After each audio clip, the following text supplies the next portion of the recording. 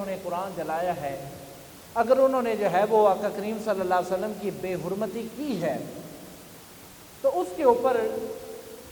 پہلے نمبر پہ جو حق بنتا ہے گرفت کرنے کا وہ حکومت کا بنتا ہے، اداروں کا بنتا ہے۔ لیکن اگر یاد رکھیں جب ملک پاکستان کی حکومت یا کسی بھی ملک کا جو حکمران ہوتا ہے وہ توہین کے اوپر اگر ایکشن نہیں نہ لیتا تو یہ بات یاد رکھیں ابھی مسلمانوں کا ایمان زندہ ہے، ابھی مسلمانوں کا ایمان زندہ ہے، تر و تازہ ہے۔ اگر حکومت جو ہے وہ ان گستاخوں کو سزا نہیں دے گی تو یقین رکھیں قیامت تک یہ جو انسان ہیں، یہ جو مسلمان ہیں، یہ جو کریم آقا کی امت ہیں، ان کا ایمان تازہ بھی ہے اور جو گستاخی کرے گا یہ آگے بڑھ کے اس کا سر قلم کر دیں گے۔ ایک پہلو تو یہ ہے کہ انہوں نے گستاخی کی ہے، قرآن جلایا ہے، نبی پاک صلی اللہ علیہ وسلم کی بے حرمتی کی ہے، انہوں نے جو اپنا برا کام کیا ہے اس کے اوپر ہم مذمت کرتے ہیں، ہم اپنی جان دینے کو تیار ہیں، لیکن کریم آقا کی شان پہ لفظ نہیں آنے دے سکتے۔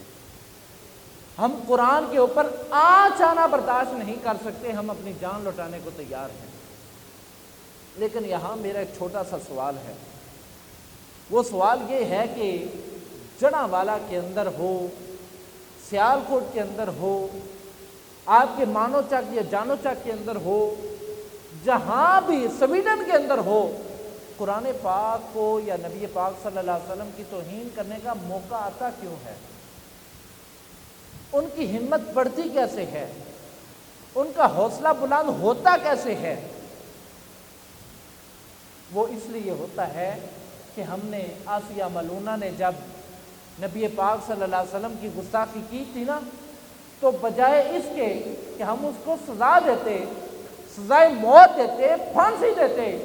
ہم نے اس کو بڑی باعزت انداز سے رہا کر کے ہم نے ملک سے باہر بھیج دیا تھا۔ ہم نے ملالہ نے جب یہ بیان دیا تھا، ملالہ یوسفزئی کو جانتے ہیں نا آپ، سب جانتے ہیں نا، اس نے پچھلے سال ایک بیان دیا تھا، اس نے کہا تھا کہ دو لڑکی اور لڑکے کے درمیان نکاح ضروری نہیں ہے، نکاح ضروری نہیں ہے، نکاح کے بغیر بھی اکٹھے رہا جا سکتا ہے۔ تو پاکستانی میڈیا نے اس کو اتنا اپریشیٹ کیا تھا کہ اس کا حوصلہ اتنا بلند ہوا کہ اس کے بعد بھی اس نے اسلام کے خلاف بکواسات کی تھی۔ اگر نکاح کی ضرورت نہ ہوتی، اگر نکاح کی اہمیت نہ ہوتی تو اللہ تعالیٰ قرآن میں نہ فرماتا کہ فَانْكِحُوا مَا طَابَ لَكُم مِّنَ النِّسَاءِ مَثْنَىٰ، کہ نکاح کرو، فرمایا نکاح کرو اگر تم حلال رزق چاہتے ہو، فراخ رزق چاہتے ہو، اپنے گھر میں برکتیں چاہتے ہو، اپنے گھر میں کشادگی چاہتے ہو تو پھر کیا کرو؟ نکاح کرو۔ میں بات کر رہا تھا کہ اگر حکومت پاکستان نے آسیہ ملونہ کو پٹا ڈالا ہوتا، اس کو سزا دی ہوتی، اس کو جو ہے وہ گریبان سے پکڑ کے زمین پہ پٹکا ہوتا تو آج جڑاوالا کے اندر یہ واقعہ پیش نہ آتا۔ اگر ملالہ یوسفزئی کا حکومتی سطح پہ اس کی مذمت کی جاتی، اس کا منہ بند کیا جاتا تو آج اسلام کے خلاف کوئی بکواس نہ کرتا۔ آج جس کا دل کرتا ہے وہ اٹھتا ہے اور اسلام کے خلاف بکواس کرنا شروع کر دیتا ہے، جس کا دل کرتا ہے وہ اٹھتا ہے اور قرآن کے خلاف باتیں کرنا شروع ہو جاتا ہے، جس کا جی چاہتا ہے وہ اٹھتا ہے، قرآن کو ہاتھ میں پکڑتا ہے اور نعوذ باللہ جلانا شروع کر دیتا ہے۔ اس کے پیچھے محرکات کیا ہے؟ اسباب کیا ہے؟ وجوہات کیا ہیں؟ پاکستان کے اندر 98% مسلمان رہتے ہیں، کتنے؟ سارے بولو 98% مسلمان رہتے ہیں، صرف 2% جو ہیں وہ تقریباً اقلیتی رہتے ہیں۔ تو کیا وجہ ہے؟ اسباب کیا ہے؟ محرکات کیا ہے کہ ہر چوتھے دن کوئی بندہ اٹھتا ہے وہ قرآن کو جلانا شروع کر دیتا ہے؟ محرکات کیا ہیں؟ اسباب کیا ہیں؟ وجوہات کیا ہیں کہ جس کا دل کرتا ہے وہ اٹھتا ہے اور کریم آقا صلی اللہ علیہ وسلم کے توہین آمیز خاکے بنانا شروع ہو جاتا ہے؟ ہماری اطلاعات کے مطابق اب اس میں صداقت کیا ہے، اس میں سچائی کتنی ہے، وہ اللہ جانتا ہے یا اللہ کا رسول جانتا ہے۔ ہم نے بات کرنی ہے کہ اگر جڑا والا کے اندر انہوں نے عیسائیوں نے قرآن کو جلایا ہے،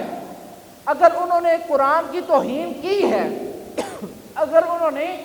آقا صلی اللہ علیہ وسلم کی توہین کی ہے، تو کم از کم عام مسلمانوں کا حق نہیں بنتا کہ وہ اٹھیں، قانون ہاتھ میں لیں اور جا کے ان کے گھروں کو جلا دیں۔ بھلے وہ کافر ہیں، بھلے وہ مسلمان نہیں ہیں، بھلے وہ کلمہ اسلام کا نہیں پڑھتے، لیکن ہمارا عام پاکستانیوں کا، عام شہریوں کا یہ حق نہیں ہے کہ ہم کیا کریں، فوراً اٹھیں اور اٹھ کر جو ہے وہ ان کے گھر نظر آتش کر دیں۔ لیکن میرا سوال پھر بھی وہی ہے،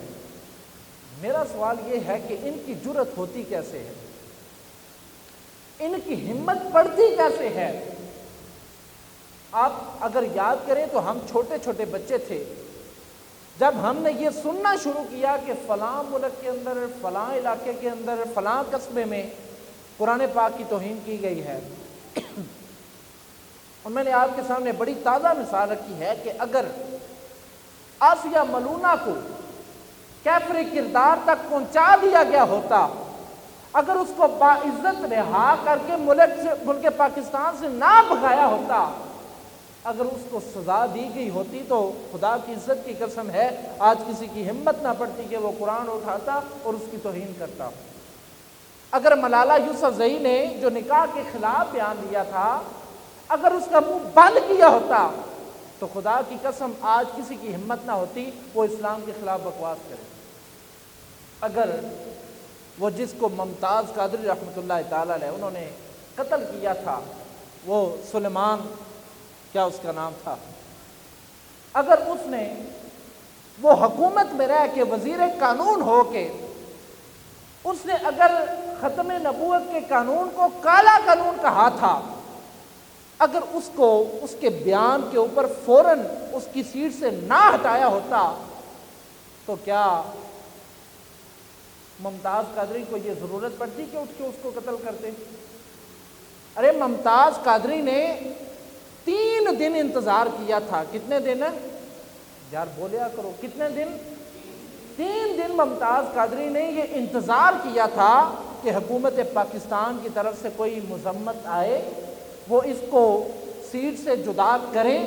اس کو احساس دلائیں، اس کو سزا دیں اور اس کے اوپر جو ہے وہ کوئی حد نافذ کریں تاکہ ہمیں اپنی تلوار نہ اٹھانا پڑے۔ 3 دن ممتاز قادری نے یہ انتظار کیا تھا کہ حکومت پاکستان خود اس کی مذمت کرے، قانون کے مطابق اس کی گرفت کی جائے تو ہمیں اپنا جو ہے وہ نعرہ نہ بلند کرنا پڑے۔ لیکن جب 3 دن گزر گئے، میڈیا کے اوپر جو ہے وہ اس سلمان جہنمی، اس کا تو نام لینا بھی گوارا ہم نہیں کرتے، جس نے ختم نبوت کو کالا قانون کہا تھا، اگر اس کا منہ بند کیا ہوتا، اگر اس کے آگے ڈکا ڈالا ہوتا، حکومت پاکستان کی طرف سے کوئی مذمتی بیان آیا ہوتا، تو یقین کریں 3 دن کے بعد ممتاز قادری کو اتنا پاگل نہیں تھا کہ وہ اٹھتا اور اس کا سر قلم کر دیتا یا اس کو مار دیتا۔ 3 دن ممتاز قادری نے انتظار کیا تھا، تو جب کوئی رد نہ آیا، کوئی مذمتی بیان نہ آیا، کوئی اس کا سد باب نہ ہوا، تو اس اللہ کے رسول کے پیارے امتی کی روح بیدار ہو جاتی ہے، ان کا ایمان تڑپنے لگتا ہے، ان کا ایمان جو ہے وہ جاگ جاتا ہے، تازہ ہو جاتا ہے۔ انہوں نے پکڑا پستول اور جا کے اس کو قتل کر دیا۔ اب مجھے بتائیں، اگر 3 دن کے اندر کوئی مذمتی بیان آیا ہوتا یا کوئی سد باب کیا ہوتا، پھر اگر ممتاز قادری پھر بھی یہ حرکت کرتا، تو ہم کہتے ہی نہیں، مسلمانوں نے یہ زیادتی کی ہے، یہ انتہا پسندی، ہم اعتراف کر لیتے کہ اعتراف جو ہے وہ انتہا پسندی ہے۔ لیکن 3 دن کے بعد اس مرد مجاہد سے یہ گوارا نہ ہوا، اس مرد مجاہد نے یہ برداشت نہ کیا اور اس نے جو ہے وہ اس کا کام تمام کر دیا۔ تو یہاں پہ جو موضوع بحث ہے، پہلا جو ایک پہلو ہے وہ یہ ہے کہ اگر انہوں نے یہ توہین کی تھی، اگر انہوں نے یہ ناسور حرکت کی تھی، تو ہمارے عام شہریوں کا، عام مسلمانوں کا حق نہیں بنتا تھا کہ وہ فوراً قانون کو ہاتھ میں لیں اور ان کے گھر نظر آتش کر دیں، یا ان کو مار دیں، یا ان کو گھر بدر کر دیں، یا ان کے جو معبدیں ہیں، ان کے جو عبادت خانے ان کو جلا دیں۔ بالکل ہم اس کے حق میں نہیں ہیں۔ دو ٹوک ہم یہ تحریک منہاج القرآن کے پلیٹ فارم سے، فالیہ سے میں یہ آپ کو واضح طور پہ یہ گزارش کر رہا ہوں کہ ہم اس حق میں نہیں تھے کہ وہ اپنا قانون ہاتھ میں لیا انہوں نے، اور انہوں نے جو ہے وہ ان کے معبد خانے جلا دیے، گھر جلا دیے، ان کو گھر سے باہر نکال دیا، ان کے سر پھاڑ دیے، ان کے گھروں کو نقصان پہنچا دیا، ان کی املاک کو نقصان پہنچا دیا۔ بالکل ہم اس سے حق میں نہیں ہیں۔ لیکن میرا سوال وہیں پہ ہے، میں کہتا ہوں کہ یہ نوبت کیوں آئی ہے؟ ان کو قرآن کیوں جلانا پڑا؟ کیوں ان کی ہمت پڑی ہے کہ انہوں نے قرآن کو جلایا؟ کیوں ان کی ہمت دوبارہ ریلیز ہوئی ہے کہ انہوں نے جو ہے وہ ہمارے آقا صلی اللہ علیہ وسلم کی گستاخی وہ بھی ہمارے ملک میں کی ہے؟ تو اس کا جواب ایک ہی ہے، اس کا جواب یہ ہے کہ اگر آسیہ ملونہ جیسی گستاخیوں کو، گستاخ عورتوں کو، ملالہ یوسفزئی جیسی جو ہے وہ گستاخوں کو بر وقت اگر نکیل ڈالی جاتی تو آج یہ واقعہ پیش ہی نہ آتا۔ اب اگر پیش آ گیا ہے، حکمران جو ہیں وہ خواب غفلت کی نیند میں سو کر مزے لے رہے ہیں، تو آپ مجھے بتائیں یہ جو ہم مسلمان ہیں، ہم بھلے عبادت گزار نہیں ہیں، ساری رات نہیں